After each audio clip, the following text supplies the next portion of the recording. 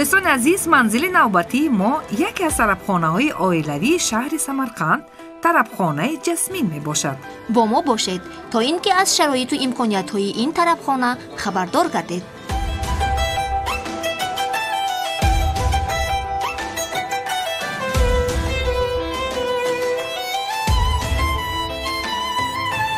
بینندگان عزیز، طبعی که می‌بینید ما با متخصص طربخانه جسمین خورشیدکه تمامی اطراف همین طربخانه رو چرخ زدیم، دور زدیم، تماشا کردیم و اینک می‌خواهیم که با اون کس کمی در صحبت باشیم. البته می‌خواستیم فهمیم که در این طربخانه چه خوراکواری تیار میکنن و شخصانی که به اینجا میآیند افطار میکنن چه خوراکواری رو اینها پیشنهاد میکنن. Ramazon iftorliklarga odamlar kelganda asosan milliy taomlarga biz ko'proq aksent qilamiz. 4 ta zalimiz bor.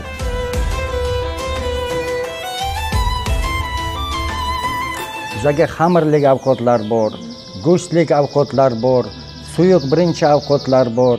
Salatlarimiz mayonezli, mayonezsiz, Yevropa salatlari ham bizlarda bor. Milliy taomlardan boshqa yana bir xil odamlar bor, bizani xalq Yevropa taomlarini yaxshi ko'radi, go'shtlik. Shuning uchun shu narsalarni ham biz tavsiya qilib bera olamiz.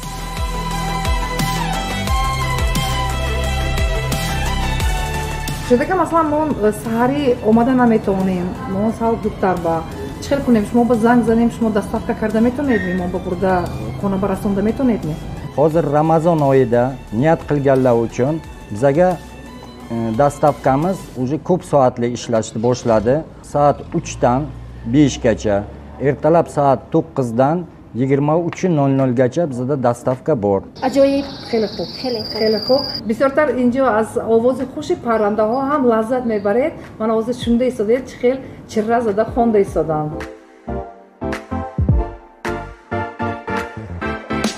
بینندگان عزیز، در اینجا غیر از طعام‌ها من این گونه کلچه‌های زیبا و فطیرهای شیرین هم آماده می‌شده است. کلچه‌های جسمین خیلی زیبا و شیرین.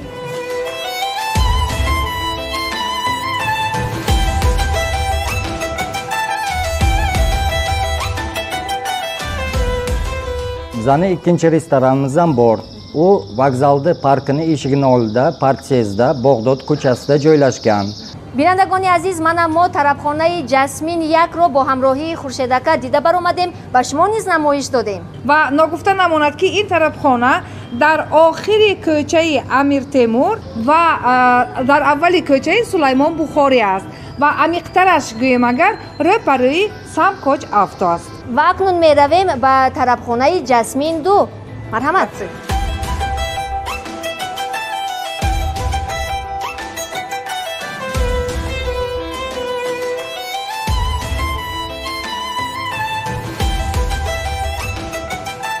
بینندگان عزیز، من به طربخانه خوراک‌های ملی جسمین 2 هم آمده رسیدیم و طوری که خورشیدکه به ما گفتن اینجا بسیار هم زیبا، شینم، سلقین و فارم و برهواست.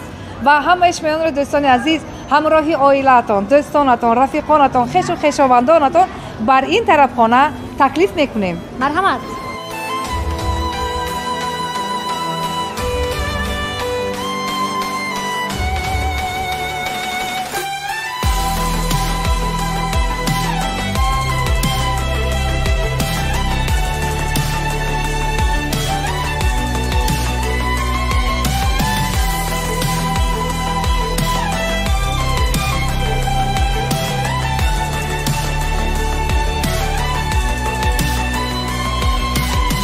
دیره باز من با خورشیدکم یک بوکلت دادم. من اینجا بینید نرخ و نواش همه چیزش هست.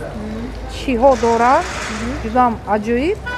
و من باز من این ویزیت کشونم دادن. من اینجا با QR کد هست. درباره این QR کد ما الهیده گپ زدن ما در کار. در اینجا یک سیرش هم هست. سیر این QR کد از این عبارت است که وقتی که QR کد را با کامرای تلفن نزدیک می‌آورید، یک بار شما را به بات خدمتی رساندهی جسمین همراه می‌کند. شما با واسطه این بات برای خط خوراک داخل شده می‌توانید خوراک، نوشاکی، خورش یعنی سالاد، شیرینی‌های دلخواهی خود را فرمایش دهید. منزل و رقم تلفنی خود را می‌گذارید و به شما این فرمایشتان расонида дода мешавад. замери роҳати мана мо ҳарду ҷасминро ҳам омада дидем ба ҳарду тарафхона ҳам омадем ба тамошобинон низ намоиш додем. тавре ки хуршедака гуфтан на фақат инҷа ифтор балки ҳар хел барномаҳо гузаронда мумкин. Инак дилрабо тарабхонаи ҷасмин бо дӯстон оюшин.